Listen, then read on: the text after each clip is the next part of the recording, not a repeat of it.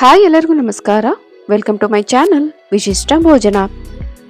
ಇವತ್ತಿನ ನನ್ನ ವಿಡಿಯೋದಲ್ಲಿ ಬಾಯಲ್ಲಿಟ್ಟರೆ ಕರಗೋಗುವಷ್ಟು ಅಷ್ಟು ಟೇಸ್ಟಿಯಾಗಿ ಗರಿಗರಿಯಾಗಿ ರುಚಿಯಾಗಿ ಚಕ್ಲಿನ ಯಾವ ರೀತಿ ಮಾಡ್ಕೊಳ್ಳೋದು ಅಂತ ತೋರಿಸ್ಕೊಡ್ತಾ ಇದ್ದೀನಿ. ಅದಕ್ಕೂ ಮುಂಚೆ ಫಸ್ಟ್ ಟೈಮ್ ಯಾರಾದರೂ ನನ್ನ ವಿಡಿಯೋನ ನೋಡ್ತಾ ಇದ್ರೆ ದಯವಿಟ್ಟು ಸಬ್ಸ್ಕ್ರೈಬ್ ಮಾಡ್ಕೊಳ್ಳಿ. ಹಾಗೆ ವಿಡಿಯೋ ಇಷ್ಟ ಆದರೆ ದಯವಿಟ್ಟು ಒಂದು ಲೈಕ್ ಕೊಡಿ.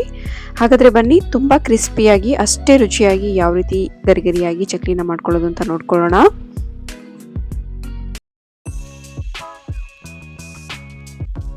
ಮೊದಲಿಗೆ ಹಿಟ್ಟನ್ನು ಕಲಿಸ್ಕೊಳ್ಳೋಣ. ಹಿಟ್ಟನ್ನು ಕಲಿಸ್ಕೊಳ್ಳೋದಕ್ಕೆ ನಾನು ತೋರಿಸ್ತಾ ಇರುವಂತಹ ಬಟ್ಲು ಅಳತೆಯಲ್ಲೇ 2 ಬಟ್ಲಾಗುವಷ್ಟು ಅಕ್ಕಿ ಹಿಟ್ಟನ್ನು ಜರಡಿ ಹಿಡಿದು ತೆಗೆದುಕೊಂಡಿದ್ದೀನಿ.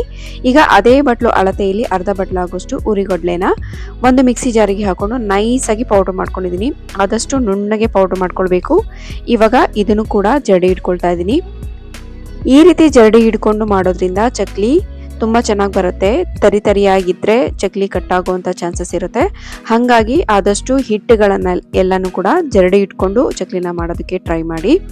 ಇವಾಗ ಇದಕ್ಕೆ 1/4 ಟೀ ಸ್ಪೂನ್ ಆಗೋಷ್ಟು ಅರಿಶಿನ, 1 ಟೀ ಸ್ಪೂನ್ ಅಚ್ಚಕಾರದ ಪುಡಿ, 1 ಟೀ ಸ್ಪೂನ್ ಜೀರಿಗೆ, 2 ಟೀ ಸ್ಪೂನ್ ಆಗೋಷ್ಟು ಬಿಳಿ ಎಳ್ಳು.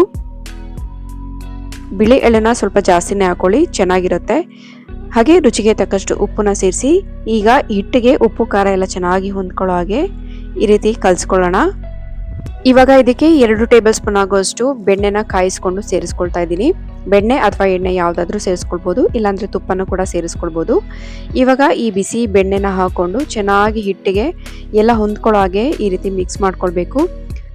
ಚೆನ್ನಾಗಿ ಹಿಟ್ಟನ್ನ ಕಲಿಸ್ಕೊಂಡು ಆದಮೇಲೆ ನಾವು ಹಿಟ್ಟನ್ನ ಕೈಯಲ್ಲಿ ಈ ರೀತಿ ಮುದ್ದೆ ಮಾಡಿದ್ರೆ ಅದು ಅದೇ ಶೇಪಲ್ಲಿ ಇರಬೇಕು. ಆವಾಗ ಹಿಟ್ಟು ಚೆನ್ನಾಗಿ ಸರಿಯಾದ ಹದದಲ್ಲಿದೆ ಅಂತ ಅರ್ಥ.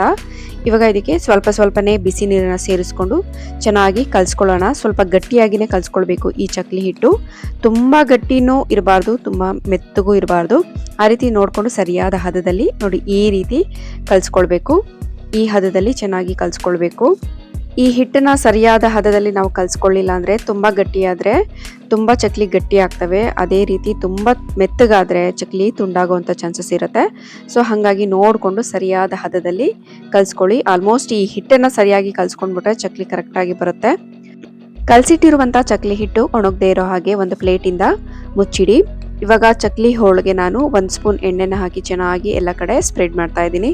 ಈ ರೀತಿ ನೀಟಾಗಿ ಎಣ್ಣೆನ ಸವರ್ಕೊಂಡು ಸ್ವಲ್ಪನೇ ಚಕ್ಲಿ ಹಿಟ್ಟನ್ನು ಅದರೊಳಗೆ ಹಾಕಿ ಫಿಲ್ ಮಾಡ್ಕೊಳ್ತಾ ಇದ್ದೀನಿ. ನಾನಿಲ್ಲಿ ಒಂದು 4 ಪ್ಲಾಸ್ಟಿಕ್ ಶೀಟ್ನ ಈ ರೀತಿ ಸಣ್ಣದಾಗಿ ಕಟ್ ಮಾಡಿ ಇಟ್ಕೊಂಡಿದ್ದೀನಿ. ನೀವು ಬೇಕಿದ್ರೆ ಪ್ಲೇಟ್ ಮೇಲೂ ಕೂಡ ಹಾಕೊಂಡು ಅದು ಹಾಗೇನೂ ಎಣ್ಣೆಗೆ ಹಾಕೊಳ್ಬೋದು. ನಾನು ಎಣ್ಣೆಗೆ ಹಾಕೋದಕ್ಕೆ ಈಸಿ ಆಗುತ್ತೆ ಅನ್ನೋದಕ್ಕೋಸ್ಕರ ಈ ರೀತಿ ಪ್ಲಾಸ್ಟಿಕ್ ಶೀಟ್ನ ಕಟ್ ಮಾಡಿ ಇಟ್ಕೊಂಡಿದ್ದೀನಿ. ಇವಾಗ ಅದ್ರ ಮೇಲೆ ನೀಟಾಗಿ ಚಕ್ಲಿನ ಹೊತ್ಕೊಳ್ತಾ ಇದ್ದೀನಿ. ನೋಡ್ತಾ ಇರ್ಬೋದು, ಸ್ವಲ್ಪನೂ ಕೂಡ ಕಟ್ ಆಗ್ತಾ ಇಲ್ಲ, ನೀಟಾಗಿ ಬರ್ತಾ ಇದೆ. ಈ ರೀತಿ ನಮಗೆ ಎಷ್ಟು ದೊಡ್ಡದು ಬೇಕೋ ಅಷ್ಟು ದೊಡ್ಡದು ಚಕ್ಲಿನ ಹೊತ್ಕೊಂಡು ಕೊನೆಯಲ್ಲಿ ಲಾಸ್ಟ್ ಎಜ್ನ ಸ್ವಲ್ಪ ಈ ರೀತಿ ಪ್ರೆಸ್ ಮಾಡ್ಕೊಳ್ಬೇಕು.